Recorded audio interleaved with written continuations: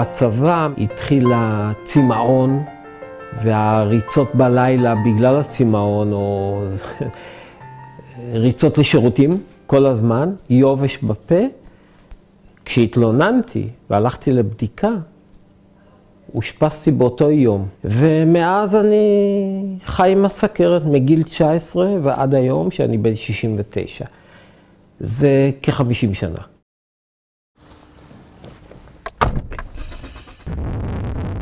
נכנסתי למכונית באזור הבורסה ברמת גן, אבל אני לא בדיוק זוכר איך עשיתי תאונת דרכים. למכונית, total loss, אמרתי שאני צריך לעשות שינוי, אבל לא ידעתי שאפשר.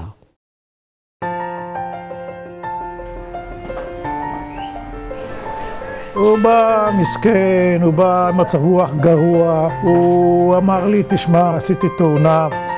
אמרתי לו, בסדר, לאט לאט בוא נראה מה היו הסיבות, שהן היו ירידות חדות של סוכר הדם, אפילו לא היה מרגיש בהן, וכפי שאתה רואה אותו היום, הוא במצב מצוין. יש לי עוגיות, יש לי ופלים, אבל הכל בלי סוכר. כל חולה הוא מיוחד והוא שונה בפני עצמו. כל חולה צריך להתאים לו את התפריט והטיפול לסוכרת שמיוחד לו.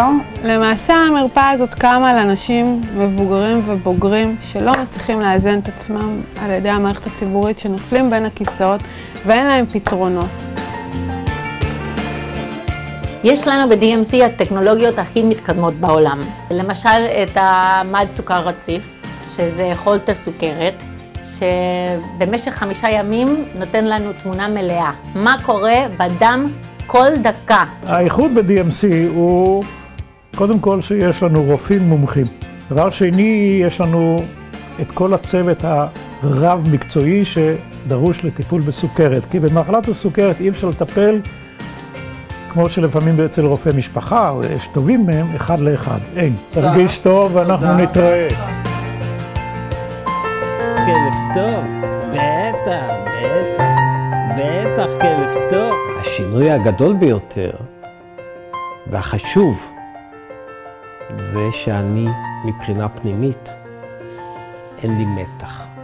אני שלב לגמרי.